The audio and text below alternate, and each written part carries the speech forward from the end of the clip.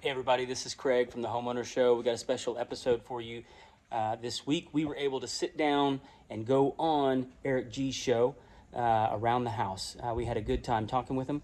Want to go ahead and thank our sponsors for this show, Lone Star Appliance Repair and True Texas Solar.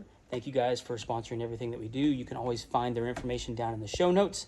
But without further ado, let's get to the show. Welcome to the Round the House Show, the next generation of home improvement. Thanks for joining me today. Hey, we are sponsored by Monument Grills. If you want to find out more about the next barbecue you should be looking for, and they're under $900, take a look at monumentgrills.com. This episode has been something we've been talking about for probably 4 years. And I have my good friends from the Homeowners Show, Craig Howdy. Williams, Kevin, Mr. Hackett. Welcome to Around the House, my friends. Dude, good to be on. This is so fun, guys. We've always talked about doing something like this. I've been on your show, but we haven't really gone the other direction with this. And always fun to sit here and chat with you guys because it's always a good time. We finally sent you enough Bitcoin to get on. Oh, I know it. Thank you so much. I love the new Aston Martin. That convertible is so beautiful. I got to thank you guys. And man, you guys have been killing it out there. Our pleasure. You know, well, it's that Texas money. There we go. So well, we'll get you out here one day. I guess Elon's back down in Texas, so I can't say that anymore. That's true. He's showing up in pretty big ways. I've heard his campus is pretty massive. Yeah, absolutely. Well, let's talk about you guys first for my audience that, haven't learned about the Homeowners Show. And you guys do an amazing weekly home improvement podcast that gets all over the board that is very enjoyable to me. Awesome. Thanks. We started this a little over, right about 6 years ago. And, our whole goal with this podcast is not necessarily any type of DIY. It's more of a, hey, if you own a home, there's no one that really tells you how to own a home better, and nobody really talks to contractors and says, hey, tell me about what you do and why you do it. And how do I not get scammed by someone that I don't know anything about or anything like that. And so we thought, you know what, we'll get some contractors on our podcast. We'll talk to them. We'll find out more about what they're doing. And we don't know anything. I mean, Craig and I are pretty dumb whenever it comes to this, but we talk to a lot of really smart people. So that's how that goes.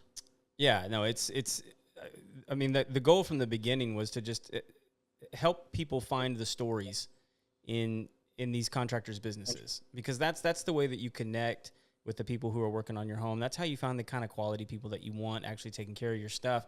And then, the other side is like, we want them to honestly talk about, like, could the homeowner potentially do some of these things themselves? Or is it something they should stay away from? And a lot of times it is. It's something they should absolutely stay away from, either because of codes, because of safety, or just other reasons that, you need a license to do some of these things properly. So, and I like that you guys come from a Texas perspective, right? I mean, that's your backyard there, and it's always fun to see what's going down in your neck of the woods. Yeah, we definitely get on a lot of local contractors. So, and we've talked to there's a couple of niches we haven't hit, but we've hit. we keep finding them. We keep finding new ones. Yeah, stuff that we'd never heard of. But anyway, yeah, we are continually looking for new people. We also do like product reviews and we talk a lot about real estate. And it's one of those things where we're always fascinated by the way the market, rises and falls and what affects those types of things. And we're not, any gurus whenever it comes to that, but we do read and we do our research and we try to help people kind of understand, like, where's the market falling and how does that affect your home that you currently own, or if you're looking to buy, and, what does that look like? Well, especially with the National Association of Realtors changing all the rules, right? All of a sudden that lawsuit just went, all right, Control, Alt, Delete, Reset. There's a new game. Yeah, it was a national hissy fit is what it was. Oh, yeah. I mean, and like, at the end of the day, it was really what it was is now you have to sign a contract before you can go look at a listing with a real estate agent. Yep. Or a realtor. Yeah. And that's really what it came down to. Yeah, but the difference that it made in the way real estate is sold is dramatic. It really is dramatic, and you can no longer just call up a realtor and be like, "Hey, can you show me this house? I'm really interested." And because there's paperwork that has to be done. Right. Yeah. Well, and then there's the negotiation side of it too, right? Where like, hey, wait a minute, I'm gonna have to pay you. Yeah. Right. Yeah. Yeah. The actual money is going to have to exchange hands rather than just like the ball shuffle that's been happening for years. Which I think is a good thing. I mean, I think everyone needs to have skin in the game. Well, and that's the other problem that I see with this as well is that, in the past it was like, okay, the seller is paying for everything and the new buyer doesn't really get to see what those costs are. It's just been all, like you said, the ball shuffle. Yeah. Yeah. And that's really all it is. I mean, like you're just, paying more for the house that you're purchasing in the long run rather than like sharing the costs on the front end with the buyer. But like I'll tell you, I think a lot of this moaning and groaning about this is about to go away. At the time of the recording, I think yesterday, Jerome Powell announced that we're guaranteed a quarter point drop in interest rates, and there's a lot of people who are putting pressure on him to make it a half point. Yeah, no question. Before the election happens, which big surprise there.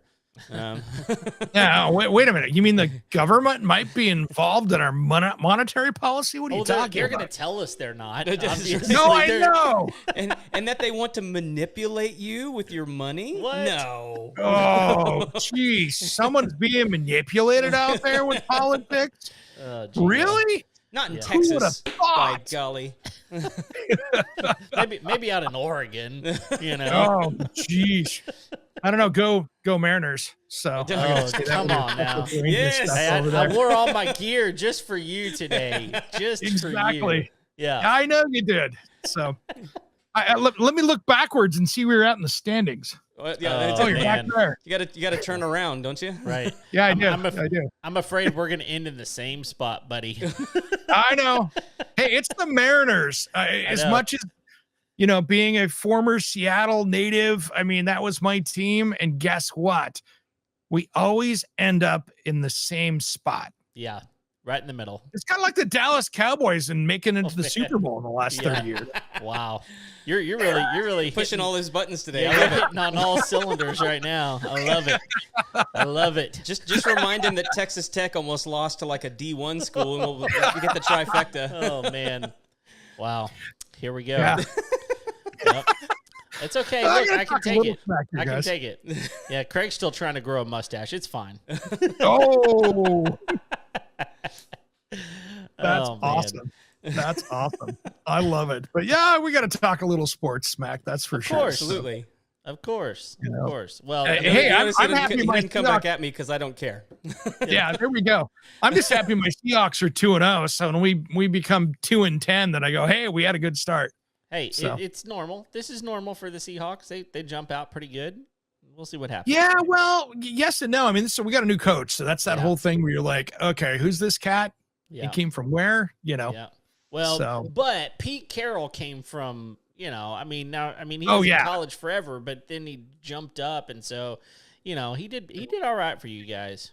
He did. He was a legend, and we've been a little versatile the last few games. So we'll see what happens. I don't want to date this show too much, but it's one of those things that I'm like, hey, if we can keep some kind of a winning record, I'll be happy this season. The new coach thing is never super hot for any team out there. Sure. For sure. So, well, I wanted to talk to you guys. I mean, you guys touch on so many different things out there. We were just talking real estate, and that's a big one right there. And I think one thing that I wanted to go back to on that we didn't touch is I think what we're going to see is in that entry level market, like the people in those entry level first time home buying things. I think we're going to start to see a little negotiation on the buying side with the agent going, I don't want to pay you 3.5%. I want to pay you 2% because I found somebody that's doing first time home buyer stuff and they're only doing 2%.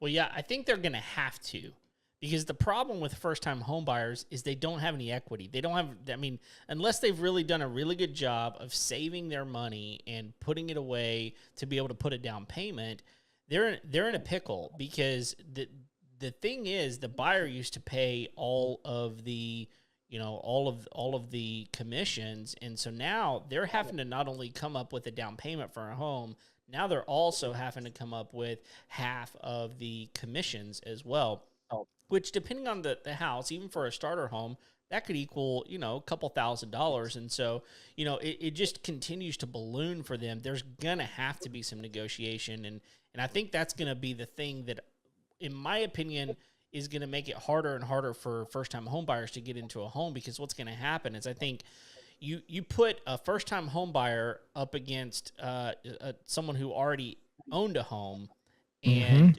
trying to negotiate that. I think the buyer is going to wind up going with the person that has, even if it's a little less money, it might wind up making them more money in the end, because they may not have to pony up like you're talking about. So it's a game that's going to have to be played, and it's going to change everything, I think. And then this, I don't want to get too much into politics because we try to stay away from it, but let's talk about the honesty here. If they give a $25,000 grant to a first-time home buyer, somebody comes in with a first-time home buyer offer, and they go, wow, that house was $400,000. Oh, you're a first-time home buyer? $425. Yep. They're going to be able I don't think that's going to move the ball at all. It's not going to change anything. I think it just pushes the ball down the road, and it's one of those incentives. When I remember being a first-time home buyer, the first time I bought a home, it was a great deal. It wound up there were a lot of incentives, and here's going back. You mentioned it. We don't really talk a lot about politics on our show either. But the thing is, that's not true. we talk about politics. We try not to take a side too often. There you go. Yeah, there we go. There we go. But I call crazy when I see it, though. So that's the other thing too. Well, but here's the thing: neither one of the candidates right now are talking at all about first-time home buyers. At this point. I think that's the point Eric's making, though. Is like I actually think Kamala made a really smart play at the debate. Yeah, because she laid out that was one of the only things that she laid out in the debate. I mean, like there was no other plan besides that one. So. Yeah, and it was and like look, we talked about it on our show. Is like look, the number one issue amongst Gen Z voters is first time home buyership, right? And no one but RFK was talking about it at the time. And she comes in and says like, look, one of her promises is I'm gonna give $25,000 grant to first time home buyers. Well, if you're putting 5% down on a new home, that means that you can purchase a $500,000 home, right, with that down payment. Yeah. Yep. That's and here's huge. The problem, though, is that all that tends to do, though, is it just pushes the market up, because if you put that many people out there, it seems that since it's a market-based thing, you throw more money into the market, it just makes the home prices. Unless you have more inventory, now you're putting people in, and it just pushes the price up. Right. That's free market problem with this. That's the huge problem is we have a lack of inventory. It's not there. Yeah. And the part of it is, and I think we talked about this a couple of years ago, Eric, like, the cost of goods is still just so high. Guys don't want to build. That's the biggest problem. That's one of it. I mean, right now, if you look at, I think I saw a figure today that 1.1-ish million homes are for sale in the United States right now. Man. Across the country. That's not good. That's a really low number. Yeah, it is. But with, 7, 8, 9% interest rates or whatever you got out there, that's kind of what happens, is because there's just no demand either for it. Well, people are going, wow, I can't afford to buy that next house because I got a 2.5 or 3% interest rate right now. And if I want to go upgrade to add another bedroom to the house, they go, wow, that's way too much money to add that. I'm just going to wait until interest rates go back down again. Yeah, and the people that are having to move because of work are not selling their homes. No. This is a consistent thing that we're seeing across the market, is that people are hanging on their homes. If they're forced to move out of town, they're turning them into rentals and then just sucking it up and paying the 7% that they're having to, when they move down to Miami or whatever it is. Exactly. But, the point that Jerome Powell knocked down the other day was like we're getting into like really low 6 territory, which I think can make people feel really good. And if it goes half a point, we're going to dip. If you have good credit, it's going to dip down in the 5s. Yeah, once that happens, I think that, you're right. I think game on. I think once it hits anything in the 5s, I think we're going to see a buying frenzy all of a sudden. People are waiting for that number. The only hesitation that he said the other day, did you guys see that they got caught rigging the job market numbers. No. Oh, like And- by what? A lot. A lot. And so Jerome Powell came out and said, like, look, I'm not very comfortable with the job market numbers after we have the revised actual numbers that came back. And so Yeah, it's- plus or minus a million. It's okay. You know? right? And so so you could take that a couple different ways, right? I mean, it could be like, okay, the numbers aren't looking so good, so I'm not gonna be as inclined to drop the interest rates. Or, hey, these job numbers don't look so good, the economy really needs some help. The best thing I could do is potentially drop the interest rates more. So I mean, like, I don't know which way he's going to go on that, but like that's what we're looking at. And he made that statement, and so it's like we don't know what he means when he says these cryptic. No, things. it's you get out the tea leaves and try to decipher what he's got going there. But you know something? Here's one thing I want to talk about, and this is something I talked about on the podcast on my weekday special the other day. But we have a huge problem in many cities across the U.S. Have you guys paid attention to what the development fees are for some of these houses? That if you wanted to build on a lot in a city, what they're charging for permits these days? No, I mean, Great example, city of Portland right here. Okay. If I wanted to build a 2,400 square foot house on a lot that previously had a house on it that was maybe burned down, torn down, maybe there was a riot and it burned down, we'll just say whatever it was, you can have 40, 50, $60,000 of permit fees just to get that building permit. Oh my goodness. And that's is in a this- lot of major cities out there. That's what I was going to ask. Are we seeing this across cities? Is this being targeted in like specific areas? Well, great example, like in the city of Portland here outside of where I live, here's the crazy thing. They have a Parks and Rec fee that I think if you're over 2,400 square feet or 2,200 square feet, it's $15,700. Ooh. Jeez. Then there's a transportation fee that's like another $7,000. There's all these different fees that they put on there. I look at it and say, hey, if you want to get affordable housing out there, why don't you limit those permit fees to $5,000 and get people going? Because all of a sudden, if you could take $50,000 or $60,000 off the price of a house just in administration fees, yeah. that's better than $25,000 grant. Yeah, and depending on where you're at, like I live in an incorporated area of our city, which basically means I still have to do certain things, but they can't make me do other things. But I had to get permits. I had to file permits for everything in order to build a house. But then there were no inspections on the back end. They just They just wanted the money for the permitting. There was zero inspections required. And so that's right. You guys are not the state. You guys don't have the state run building permit and inspections that a lot of states have. We're literally the Wild West. Yeah, it really is more of a county by county type of thing, the way they're going to run it. Or city by city. Or city by city, because the thing is, like, the city has incorporated the area that I'm in. They don't care. They really don't care whether or not it's up to code. They just care if they get their money on the permitting side of it. But here's the other one that'll mess with your noodle, Eric, is there's no zoning in Houston. Oh, they just changed our laws here in Oregon to eliminate zoning. So now there's this huge battle because it was this whole thing. And so now you're going to see that same thing where literally you could put a high rise in the middle of a residential neighborhood. Yeah. Oh my goodness. Yep. But that's exactly what it is in Houston. And like, so you have, like here you have historic communities like the Heights, which, I mean, if you're from Houston, you know the Heights area. It's pretty famous. It's a historic residential area of downtown Houston. And what you'll have are like these homes that are like close to 100 years old, and they will literally raise them to the ground and put a 3-story, modern piece of junk. Right. They've made it here even harder now. And let's stack on top of this. If I think it's 1940 or 41 is the kind of demarcation line of the house. Mm-hmm. If you are trying to tear down a house that is built before like 40 or 41, I think it is, you have to hand disassemble and recycle the products. You can't go in there with an excavator You got to send guys in there with hammers and crowbars to tear it apart. Man.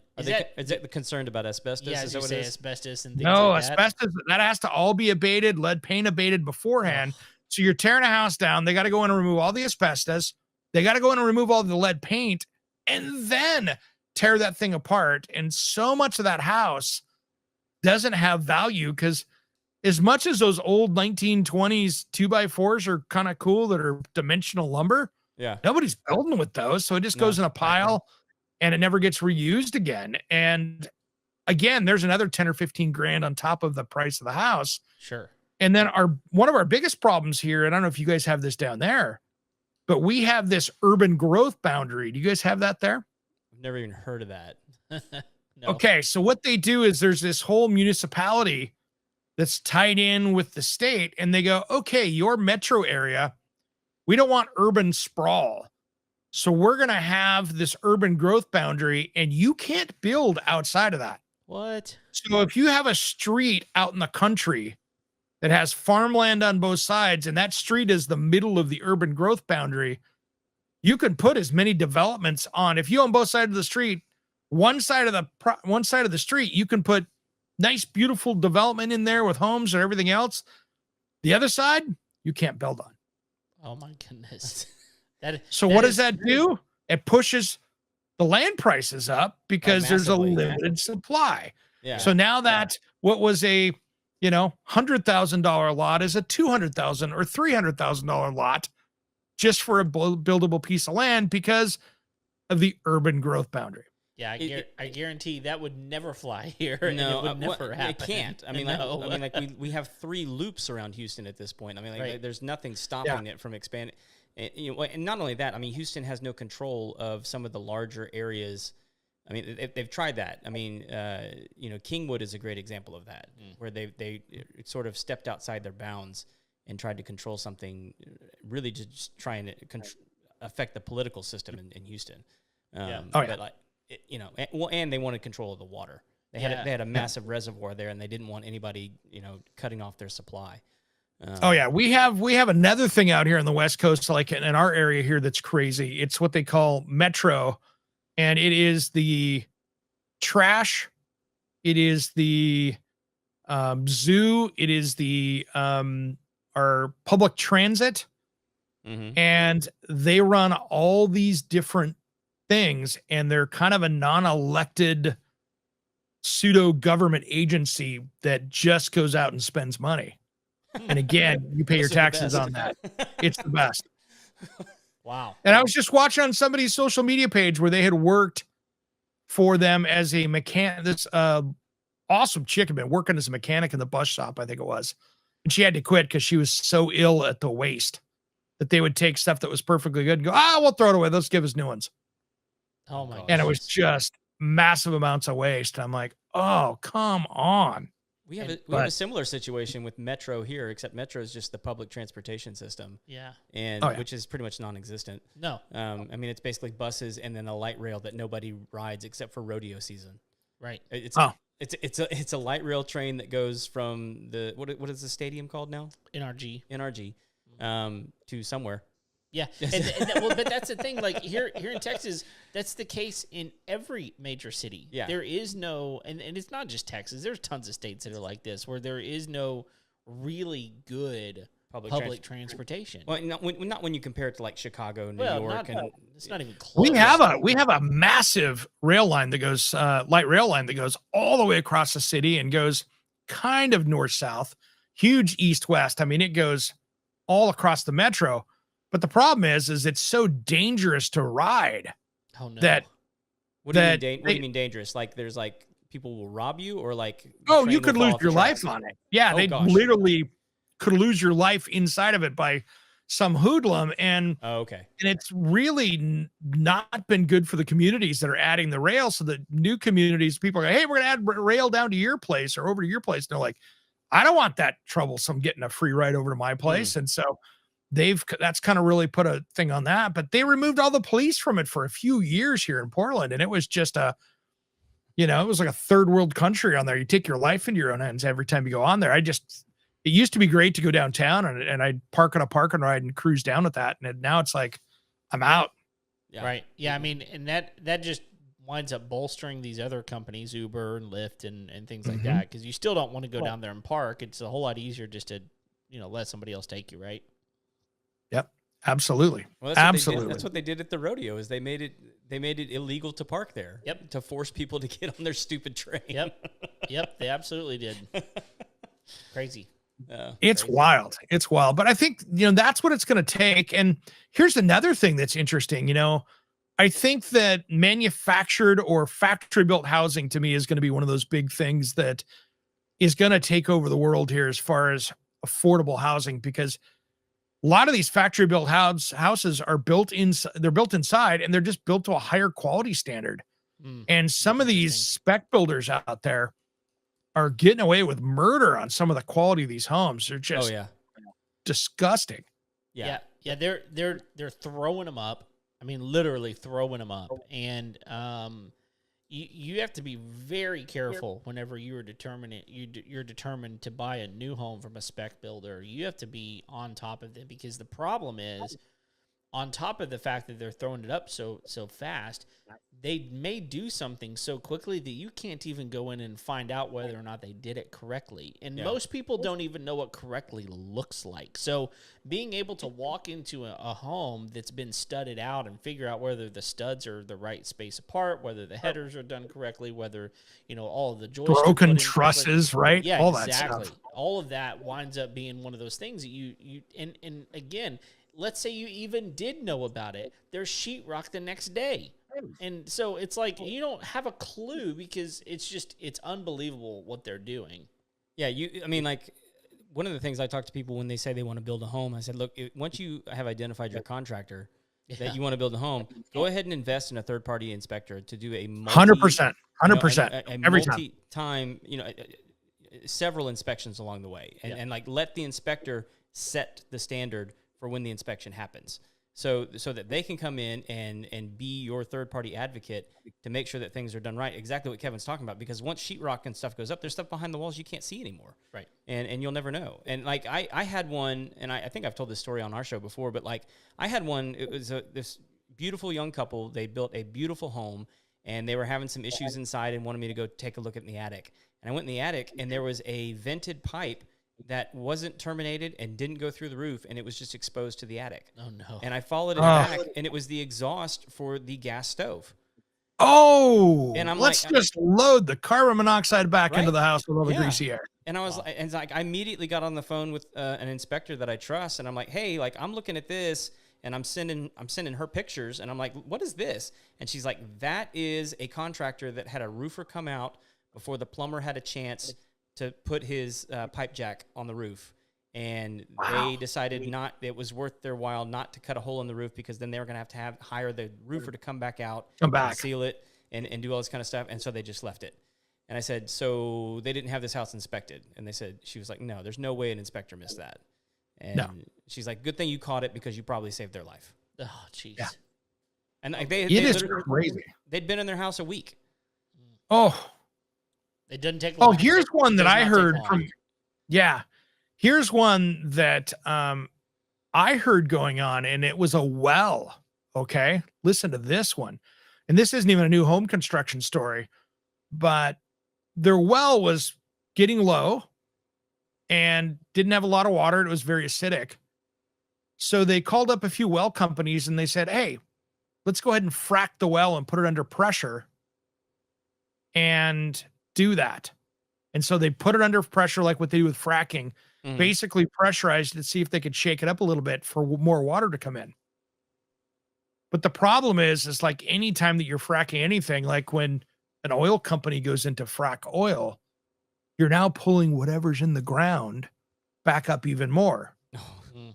Wow. So all of a sudden you can be pushing, 100 times the radon up through the well. Oh, did it just explode? No, it didn't explode, but here's what happened is they did it.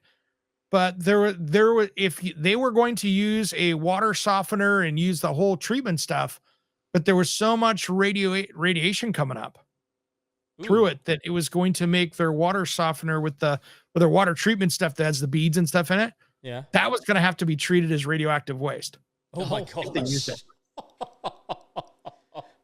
Wow. Where was the radiation coming from? Just The from ground. the ground? Just from the ground? Yeah. That's Yeah. crazy. Yeah, think of That's- radiation. That can be radon. That could be natural uranium. It could be any one of the different, elements that are down in the soil. So you got to be careful with whatever you're doing. Poked the wrong bear on that one. Well, that's the problem whenever you have people that don't have a clue what they're doing and a contractor that will do whatever they want to make money. I mean, Yeah. especially when there's no, again, there's a catch-22, but behind all the licensing, part of it is, hey, people that are highly capable can go out and fix something, and it's not the end of the world. But then on the back end, if they do it wrong, then they're not held responsible. You are, and it's just it's a big mess either way. It's a catch-22, and it winds up creating a ton of problems. Well, I like how the state of Oregon regulates that. And that's probably the only time you're going to hear that ever come out of my mouth. So we're talking unicorns here, but I got to give them credit where credit is due. Their contractor board here, which is the CCB is what they call it. These guys, the construction contractor board, every contractor has to be licensed. If you're a handyman, you have to be licensed, licensed, bonded, insured. And they have agents out in the field following people around, and they'll pull up, they'll scope out a lumber yard and see somebody that doesn't look like a licensed contractor and follow them and see if they're going back to a house that's under remodel. And they're nailing dozens of unlicensed contractors every single month. And they send out a list. If you sign up for it, they'll send you the list with the fines. And it's like $5,000 if you get nailed the first time. Sheesh. And they hit them hard, but it's also kept a lot of people from getting ripped off. Well, the problem I've run into with this kind of stuff is, what ends up happening, like in our industry, my industry, which is pest control, is we're licensed, right? We like not only are we licensed, we have to have categories of licenses to do different kinds of work. But my biggest problem is not the unlicensed pest control company. My biggest issue is the unlicensed landscaping company that offers, sort of like the shadow services of what I offer. They're going down to Home Depot, grabbing something off the shelf and going around and saying they've got a solution for you. Well, and they, honestly, they can buy the same stuff I can. That's true. They're just going to the same stores. They can't. Because on the landscape supply stores sell pesticides.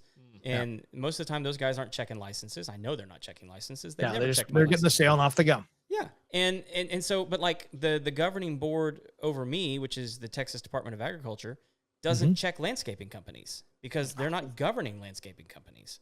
They're not in that, and so like you can inspect pest control companies all day long. And I'm happy that they do that when they do that, which is not often. But that's not the problem. The problem is the guys who are unlicensed outside of our field doing that kind of stuff. And I don't know how you wrangle that in. Well, they just got to expand their scope. So they go out and go after that. Just go after the unlicensed people doing it. And here's what I see. And this is how these guys get it. They'll be sitting on, they have a rule here that you have to put your CCB number in Oregon on an ad, a business card. If you post up your services on social media, you have to put it up there. Yeah.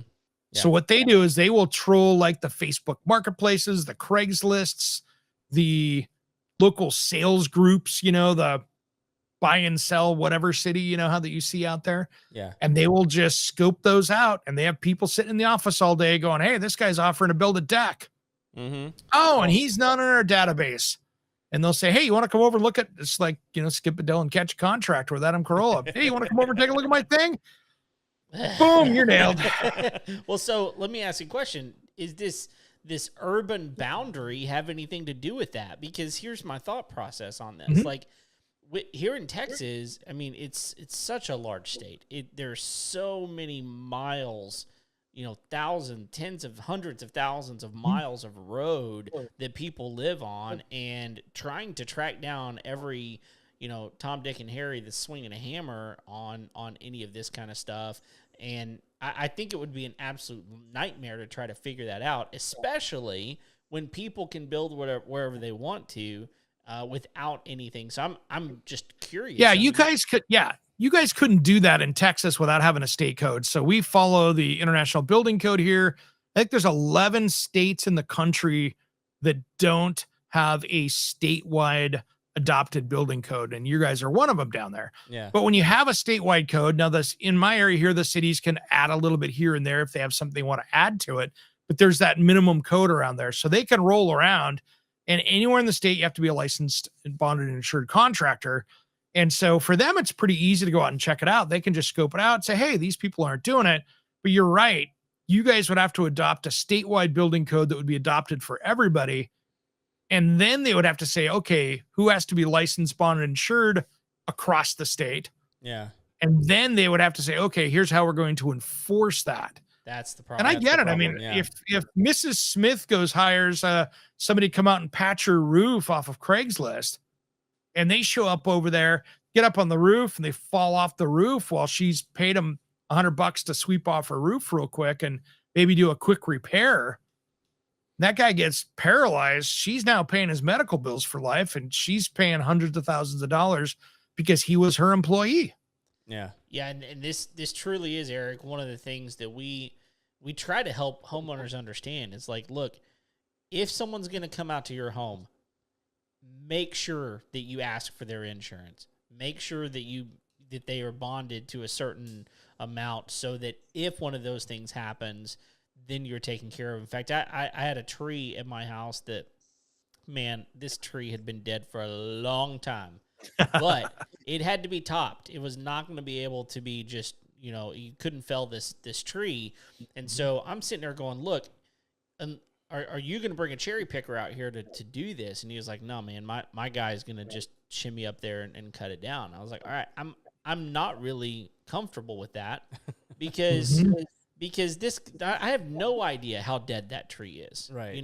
And How is that thing going to bust up when you start cutting into it, right? Yeah. I mean, absolutely. And so, my first question was, can you show me your insurance and your information? He said, sure. And within 30 minutes, he had his people fax or email me fax. Had him email me over Hey, Grandpa. Yeah, exactly. Well, boomer. Yeah, Jeez. no. Get off my porch. That's right. They emailed me over the information, and I was like, all right, sweet, get it done. And there was absolutely no issue, which is great. But I wanted to make sure that I wasn't doing exactly what you're talking about, because here in Texas, you could get stuck with that, and it would be a problem. Yeah. Which I've even seen contractors get stuck with that. I saw one, a buddy of mine was working on a project for a homeowner doing a basement remodel. The homeowner decided to hire somebody off of a worker off of either off the Home Depot parking lot, off of Craigslist or whatever. He was working for the homeowner, walking around doing some little cleanup jobs around there, literally just a day worker. And because the contractor told the kid, when the kid came down there and says, hey, I need to throw stuff away, can I use the dumpster? And he goes, yeah, you can put it in the dumpster. That contractor, when the kid got hurt later, was responsible because he had given him direction. And since he had told him that he could put it in there, he was now covered under his insurance. And it cost him like $20,000 because the kid got hurt. Oh, man. Just being a nice guy. Yeah. Yeah. It's tough being a nice guy. You know that? It's tough. No, I don't. It's expensive is what it is. Yeah, it's just not worth it. That's the no problem. idea. No idea. I haven't had that problem in 10 years. No, just kidding. Eric, are you guys seeing the change? Are you guys experiencing any of the changes in homeowner policies for insurance? Like we are? Not yet. I mean, yet? everything's more expensive. Yeah. The issue that we have here that's really hard is because we have so many trees, like in my area. Mm-hmm. I can go on Google Maps and I can't find my house because I have 100% tree cover over it. Oh, okay. Which means that the insurance companies can't get a good satellite look of your house, which means they can't tell you that, hey, your roof's not in good shape because we zoomed in and took a look at it, or you need to get this off of your property because it looks like you got too many things in your backyard or whatever. Yeah. So I'm seeing less of that here, but I know it's a big issue across the country. Well, I know one of the things that's happening here, and I know it's happening in Florida and Louisiana and some other, and I think some of the Carolinas, is like they're changing the homeowners policies and not really changing the premiums or the rates, and they're taking away things like roofs. And I know like up in your neck of the woods, like mostly in California, like they're taking away like fire coverage. Yeah. And I think they're doing that in Colorado as well. And I don't quote me on that, but I think that's happening in Colorado. And so like, but like these policies, they're not like, again, the premiums aren't changing, the rates aren't changing, but you're just losing benefit Coverage. Yeah. And That's brutal. Yeah. And it's because the brokers are going to these insurance sales and saying like, look, like we're losing our rear end on the amount of, roofs that you guys have written, and that we've had to now replace and pay out, and they're upside down. And so, I've been telling people for years around here, I was like, just get ready because it's coming. Like they're going to take them. Well, and we lost flood insurance around here years ago. Yeah. Oh yeah. Well, great. Here's another one that happened to one of my best friends. He's been with I'll say it with State Farm for like 50 years, right? Mhm. He's been but probably 25. And I'll just call the brand out because this is what happened. He's had a $50 deductible all the way up. Well, all of a sudden, they changed it to a $500 deductible. No conversation. They just at one point in the last year or two changed it. Mhm. Wow. Instead of raising his rate, they changed the deductible. Didn't tell him, didn't anything. It was just, so many people, including me a lot, don't go back and read their policy when they say, hey, here's your renewal stuff. Right. Yeah. You go, That's a oh, lot cool. of Same thing we paperwork. had. It's a lot of paperwork. And by the way, your policy is not 2 pages. It's the 40 pages that they mail you or something like that. That is probably closer to your policy or more. So he didn't read it. Well, he had a small claim. He goes, just put it on there. And he's like, $500. Where'd that come from? Yeah. Mm. Which And then got into a big deal on that because he's like, wait a minute, I've been paying for this. And he's still kind of battling that out just because he's like, prove to me I changed my policy. Yeah, and that's the thing is like you wind up getting to a point where you have no control over that. Yeah. because you have to have it. Yeah, because here's one of the things that happened to me. I had decided to change insurance companies. I had a buddy that was like, "Hey, I'm working for this insurance company now. You want to switch over?" And I was like, "Well, I mean, show me that it's worth it." And he showed me, and it was about the same. And I was like, "You know what? My buddy is probably going to be more of an advocate for me than this other guy that I didn't know at all." So I'm like, "You know what? Equal coverage, get a buddy. All right, I think I'm okay with here." So I literally just leaned on him. "Hey, what do I do?" And he's like, "Here, I'm going to take care of it. Hey, everything's live. You can go ahead and cancel your coverage." Perfect. About a month later, I get a phone call from him, and he goes, "Dude, I got some bad news, and I've been dreading this phone call all day." I was like, "All right, what's going on?" He goes, "Well, they're not going to insure your roof." And I said, "What?" What? And he said, "Yeah." He said, somehow through underwriting, they've determined your roof is too old. They're not going to insure it. And I said, "Hold on. So you're telling me that I've switched to you, canceled my other insurance that insured my roof. And Yeah. I've got an old roof that clearly needs to be replaced, Yeah. and they're not going to insure it." And he said, "They're not going to insure it." I said, "Well, what are my options?" And he said, "The best advice that I can give you." And he said, "Look, this is not going to help me, but I'm going to give you my best advice. Call your old insurance back and say, 'I made a mistake. Can I come back?'" Mm-hmm. And I did, and they allowed me to come back at my same rate. Now, Wow. Good deal. unbelievable that happened, and that was about 5 to 6 years ago. Yeah. May not have happened that way this time. No. But the truth is, that kind of junk is going to start happening over and over and over, where more of these things are going to get taken away. Nothing is going to be replaced. And so here's the best advice that I can give. If you're a homeowner, you need to start stacking your money. Yeah. You need to start putting away cash for moments where something happens and you don't have, because the other option is you just put it on credit or you go get a HELOC or something so that you can just do something to be able to repair a roof. I mean, can you imagine, literally, can you imagine having to get a HELOC to repair your roof? Right? Yeah, but like here's It's the thing. crazy. Like, and I'll just go ahead and make a bold prediction right now. All right, here we go. Mark it. Yeah, I think within the next 2 years we're going to see an absolute bloodbath. There's going to be moaning and wailing in the streets from the roofing companies in all of the hurricane exposed states. Oh, Because they're like, look, these Hurricane or hail, right? Where Yes. whoever's getting Yes. that, and both of those are probably equal. Yeah, they're most of those are in the same area too, and so like That's true.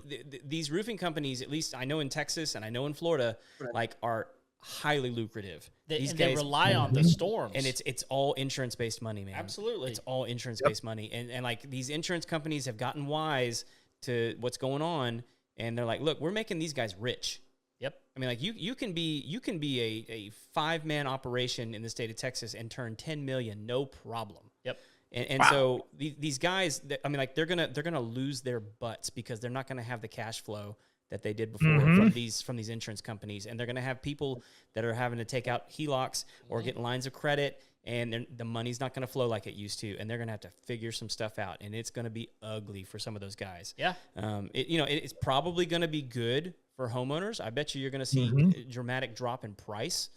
Yeah. For like the cost of roof Yeah, we have replacement. it different out here because we don't have that. We don't have those losses as much, right? So we Sure. don't have Yeah, the losses that you have. We might get a windstorm or something, and they get up there and patch it, but we don't have the hailstorms, the hurricanes. We have ice storms, but it's not lifting shingles up. You know what I mean? Yeah. So one of the things that I think is going to happen, and I'm interested to see the ripple effect that this winds up happening, but what's going to happen is you're going to have, like you're talking about, you're going to have shingle loss. You're going to have all kinds of damage to roofs, and homeowners are going to go, and leave it. Yeah. I can't. There's going to be some people that do that. Yeah, for sure. I can't fix it. I can't. I don't have the money. I don't have the knowledge. I can't do it myself. I don't want to do it myself. Some of these homes you can't get up on the roof. Yeah. Because of Yeah. the roof lines, but they're gonna leave it. And so here's what I think is gonna wind up happening. I think the insurance companies are gonna go, your roof has been decimated. I won't insure your house anymore. There you go. Correct. Because- Yep. and You're going to so- see that. So the ripple effect is going to go far-reaching, and guess who loses? The homeowner. Consumer every time. Every time. Yeah. Yep. So here's what happens though, is there going to be some new startup company that comes in that will say, hey, I know your legendary company you've been with for 30 years isn't going to cover your roof. Call us today at 888. We'll cover your roof. Right. Yep. That's it. Well, that's But are they that's going to cover it exactly- at a different rate? Are they going to cover it at Yeah, instead that's of being right. a $50,000 roof, is it now a $25,000 roof That's- so that at least they can get a roof on it? That's what's happened with around here with flood insurance, Yeah. for It's become example. a whole different product. It's a whole different product. You can buy it from a number of different people, and For gobs of money. it is so unbelievably high. And, it's just one of those situations where it's like, okay, what are you going to do? Are you going to pay for the insurance at that ungodly amount of money? Or are you going to shove that back and have the, that restriction on yourself to actually be able to do it? The Right. discipline. I don't know a lot of people that have that discipline, It's tough. Well, great example though. Here's another thing that these insurance companies are doing. And what I'm seeing is they, let's say you jump on to one of the online insurance companies that we see on the commercials every day, and you sign up for a homeowner's policy there, and they go, cool. Yep. We know the house. It's worth this. We're going to insure this. You're ready to go. And you go, I'll take the max coverage. If you have a nice house that was remodeled, or if it was built before, 1970, where you could have asbestos or lead paint, something like that, it's not anywhere close to what should be covered. Right. The max isn't nearly there. Oh, I went round and round because, as you know, over the last few years, I've been remodeling my house and doing it for my TV show and everything else. And I've been putting in some really cool products because I'm showing off the latest and greatest stuff. Right. Well, when I look at it, I did some quick math and said, okay, the price you're giving me for my small house I can't replace my kitchen and bathroom for that if I paid somebody to come do it. Yeah. Which I That's think a problem. I think that's what a lot of people are bumping up against, because you can cry foul all day long about how your premiums have gone up, how your rates have gone up. But like, did you cry like when you were able to sell your house for 40% more than what you paid for it during the pandemic? No. And like, so what do you expect them to do? Like, they're not stupid. They can look at, I mean, it's public information. They know what your house sold for. They can look at where the market's going and that it really hasn't come down that much. And so like they have to adjust because they can't be left holding the bag when you've been paying a policy that when you bought it, the house was worth $250,000. Well, now it's worth $400,000. And what are they supposed to do? They can't replace it for the $250 that you paid for it. No, they've got to. They have to change the rates, and it's like you can be mad at them all day long. It's just good business. Yeah, and that's the thing. It is a business, right? And they Mm-hmm. have the right to They are charge not your BFF. They are not. No, I mean, go to the people that actually caused this mess and caused the inflation to happen in the first place. Oh, there we go. There we go. And we're back. So here's another one this is another one that happened to one of my good buddies here. Had a mountain cabin, had a decent insurance policy on it. We had a flood, we had a freeze where we had this big ice storm, shut the power down, pipes froze in his cabin, 2-story cabin up by Mount Hood up here. Beautiful cabin. He's sitting there one morning looking on his cameras that it keeps setting off, and it was water coming through a light fixture in the dark. Oh, geez. And wow. you could see the water. So they had 2 half-inch water lines in the house break. Well, it's 2 hours from his house, so he drives up there. So you could tell how long that, and who knows how long that was running. Right. Yeah, by the time he got the pictures and then got out there, yeah. Yeah, but the time he was looking on his phone and noticing the stuff going on, who knows how long that was. Gets out there, calls his insurance company, water damaged the entire place, 2-story place, upstairs bathroom had a bunch of frozen pipes. So here's the problem.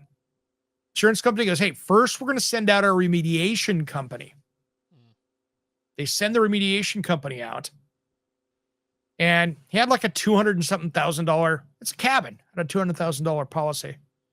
Remediation company that they suggested he use comes out. They send him a bill for $130,000 for remediation. Oh my gosh. Oh. To strip it down, dry it out, send him a bill for that. And he's like, I can't refinish the inside for $70,000. Right. Not Can't even do close. No. So now he's in trouble. And he got way overbilled by the remediation company. So that is one of the things I learned from that is, wait a minute, you need to have a do not exceed with that remediation company so you know where it's going. Right. Or like maybe ask the insurance company, do I have to use this company? Can I get 2 more bids? Yeah. Well, the problem is, it's a cabin, so it's like an hour out of town. So what companies are in the area? What companies will go out there? Because they're going to have to go out there every day. Yep. So there's a little bit more to that, but it was only, there's still companies out there within 20, 25 minutes of it. So it's not that big of a haul. Look, for $130,000, I'm sure there's some that'll go. No doubt. Right? Right. But you know what I mean? And that's the stuff where homeowners going, well, that money's been spent. What do I do now? Yeah. Yeah. Yeah. And I think again, going back to where we started in this conversation, that's one of the reasons that Craig and I do what we do. Like, it's not that we're going to answer every question. What we are going to do is we're going to give you enough types of things to think about that you go, I wonder if I could ask this question. Yeah. Or I wonder if I could ask that question. Or I wonder if this person might know something. And ultimately, if you're going to take on the responsibility of owning a home, Right. Eric, you have to get to a point where you're going, look, I don't just get to go, golf every Saturday. I'm going to have to take care of my home. I'm going to have to do the things around the house that need to get done. And it's a shame whenever we wind up going, hey, one of the best investments I can ever make is owning a home. And yet I can't make that investment because of how much money it's going to cost me to own a home. It's a catch. Yeah. And like we were talking about earlier, and that's one of the biggest things. I think modular house, housing, and I'm not talking about my grandmother's 1976 double wide she had, but I'm talking about beautiful homes. I mean, there's a company that is down here for me. Champion Homes is their parent company across, but there's Skyline here. That's the division. but these homes are gorgeous. I mean, 12-foot island, quartz countertops, you know what I mean? Just Yeah. beautiful homes. And what they're doing now is they can ship them out there. So they have just looks like a real ranch home because they pull them out there, put them up on a foundation, and they're ready for garage framing. So it has attached garage out the front. So they place the home, and in 10 days, by the time they put up the walls, get the garage door installed, and the roof on that tied in 2 weeks, you got a perfectly ready to rock house. Yeah. And it's that it's built with a certain amount of standards, and it's quality control. Yeah, quality control on that. That's very interesting. My mom and dad are in a situation where they're trying to figure out what they're going to do as far as housing goes. They're getting older in life, and they need a home, and so it's an interesting situation. This might be a really, really good option, and I think that's one of the things, exactly to your point, is that there are a lot of people that are going to have to go, look, what can I do to lower the cost, and know, an older person know that they're going to walk into a home that they're not going to have to, worry about. It's done well. No. Yeah, No, I think that was the appeal of the tiny house movement that we saw too, is people were willing to live in much smaller, confines and save a bunch of money. But I think. Yeah, but here's the thing. I love my wife. I don't want to be in a 450 square foot house with her. Exactly. Sorry. Exactly. I think we caused a lot of mental health issues. with And she does. I could guarantee she doesn't want to be in a 450 square foot house with me either. So right. Yeah. I mean, we might could swing it if I was like on 200 acres, because she'd just never see me. But well, if she had her 450 on that side, and you had your 450 on that side, that could be a cool thing with a middle ground. I get that. It just depends on if it's on a boundary line, though. I'm sorry, we'll just come by to visit every once in a while. Time lock gate between the two. Yeah. Visitation. That's right. Dude, I got to tell you guys. So my life actually changed yesterday with a tool that I discovered. Okay. I know that you guys probably aren't into this, but I fit the stereotype of the Texas dude. Like, I've got horses. I love working cows. Like, I grew up with that stuff. Hey, man, I had a 20-acre farm, so I get it. There you go. So okay, so you might actually appreciate this, and you might already know. You probably already know about it. I didn't until yesterday. I went out to a buddy's place a couple weeks ago, and he didn't know how to put up a barbed wire fence, and I put up gobs of barbed wire fence, and so I went out there, and you were driving T-posts and all this kind of stuff. My wife tells me the other day, hey, I need you to put up a temporary barbed wire fence in this area so we can get some good grass for the horses, and so we can go out and replant and all this kind of stuff. I was like, okay, so I'm go to the store. I'm going to go to get a T-post driver, get some T-posts, and I've already got the barbed wire, the ties, all this kind of stuff. And I'm at Tractor Supply, and it says spring-loaded T-post driver. And I'm like, what is that? And I was like, well, I'm going to give this booger, because I've always had like the 25-pound. Oh, I have one on my other side of this wall. I have one hanging out right there. There you go. Yeah. I mean, and they do it. They get the job done. Let me tell you something. Spring-loaded T-post driver, it's like half the weight. And like, it doesn't make sense until you put it on there, but like, you slide the T-post driver down, and so all you're having to do is all the downward motion. It picks the T-post driver up for you. That's what spring load. Cool. That's the hard part. Yes, and like, I'm like, this is like 3/4 of my exhaustion driving T-posts is having to pick that stupid thing up. It's the shoulder work you're doing more than anything else. Yeah, exactly. I knocked that thing out in like an hour and a half. Oh my goodness! Nice. I was like, I'm the man. See, I cheated. I had an attachment to the tractor that would just, with a hydraulic thing, just go. Just push them in. Push them in. There you go. Wow. That was cheating. It was it was farm shop welding 101 piece. I don't know what it was made out of, but it was a little hydraulic ram that you could put up there and just if it didn't take your arm off, you were lucky. But it was sketchy. We're gonna do that sketchy. It was just super sketch, but it worked. So I've seen guys try and do it with like the front bucket. It just never goes well. Like it no. You just spin and post. You just spin and post.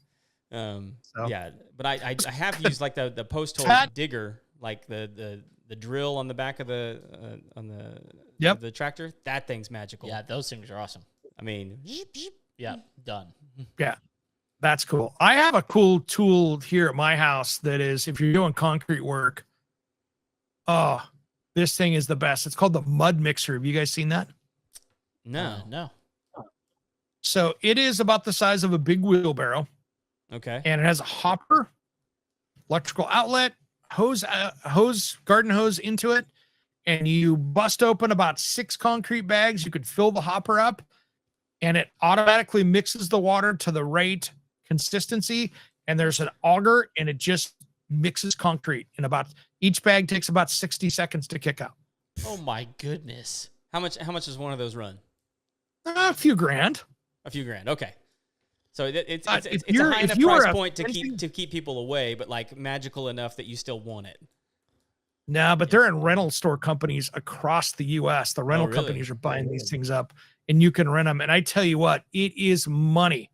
And you could put mortar, you could put concrete, you could put all of it through there. If you're doing a fence, you can literally, you're just dragging along. You could literally sit there and, be driving down a fence line with the truck with a pallet of bags in the back of it, and you're just pulling around like a wheelbarrow. And it swivels as well. So you could have the thing coming out the side, and you're just rolling it, going right over the top of the hole, and you're putting in a bag and a half of concrete or whatever in it, and you're just going down. It is money for fast. Wow. I was going to ask how that thing moves around. I assume it's got some wheels and you just roll it around. Just 2 huge wheels, and then it's got kind of like a wheelbarrow front on it that's wider, but it's super stable. And you start cranking, that thing is awesome. I'll tell you what, Kevin turned me on to this, and we use this for some 2 gate posts at my buddy's place that I was talking about. Is that foam concrete? Oh yeah. Yep. I mean, like, it's expensive, It is. It is expensive, but but it's solid. In a pinch, it gets the yeah. job done. It sure does. It sure does. It's a whole lot easier to use.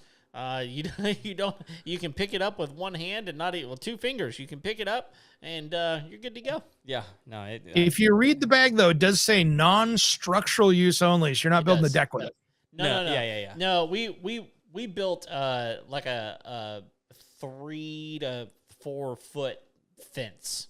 I mean, it was like nothing tall, nothing load bearing. Putting posts in the ground, I get all day long. Yeah. Yeah.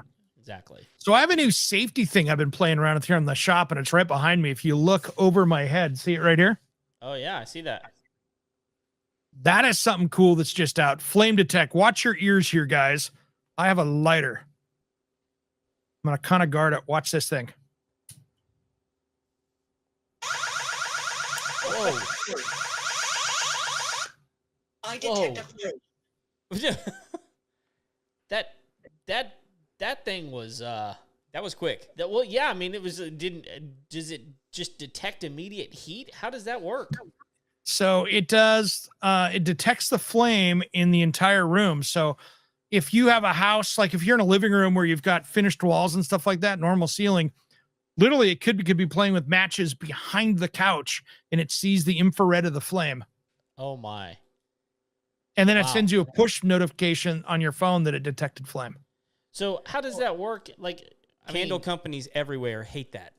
right? Yeah.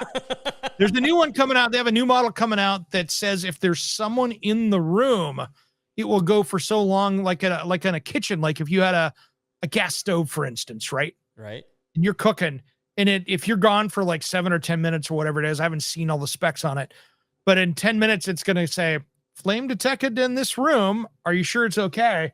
And if you don't come back within so many, it'll give you a warning. Huh. Now, hang on. I thought they outlawed gas stoves. Over there. What Oh, about now, come on.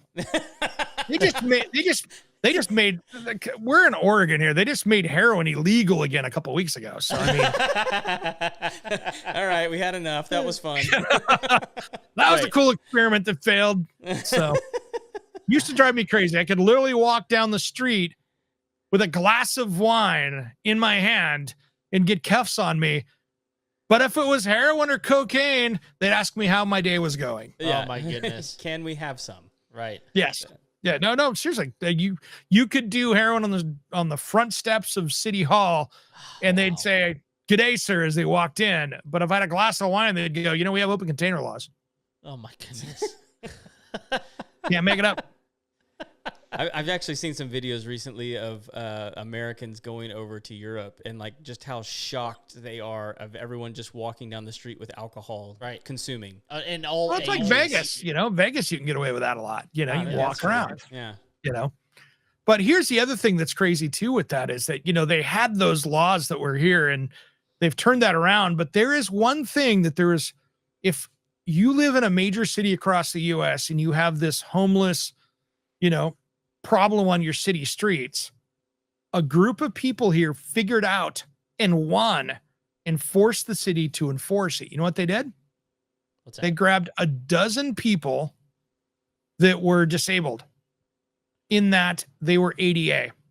Maybe they were in walkers, maybe they were in wheelchairs, and they sued the city of Portland and said, you are limiting our ADA access with allowing people to sleep on the sidewalks and street corners. Oh, So you are limiting our access and we're suing you for $1 billion or whatever it was. So it's like class action suit. Yeah. Yeah. And they lost. And so now the city had to go back and actually do something about it because they were going to have to write out a massive check unless they resolved the issue.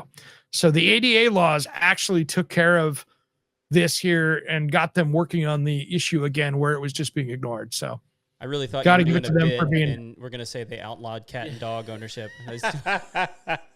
That's only in Ohio. That's only in Ohio. Oh, that's good. That's Sorry. good. I couldn't resist. No, it's worth it. It was totally I worth couldn't it. resist. Totally Well, guys, worth we're running out of time. We are well beyond what a normal radio show is, and we could do this all evening, but always fun hanging out with you guys. You too, man. Yeah, no, we had a blast. Thank you very much for having us on your show. It's been awesome. Yeah, thanks, guys. I appreciate it. And where do people find you guys if they want to check out what you hoodlums are doing down there in Texas? How do they find you? Yeah, well, you can find us pretty much anywhere you listen to podcasts. We're everywhere at the Homeowners Show. You can find us on Facebook and YouTube. We're putting stuff out all the time, reels and content all the time, the Homeowners Show. You can also email us at info@homeownershow.com and get a hold of either one of us, and we'd love to hear from you. All right, guys. Thanks for coming on today, man. This time went fast and always a good time. We will definitely do it again. Thanks, All right. Eric. I'm Eric G, and you've been listening to Around the House. There we go. There we go. Boom. We didn't go too sideways. If I cancel it, will he still be there or will he go away?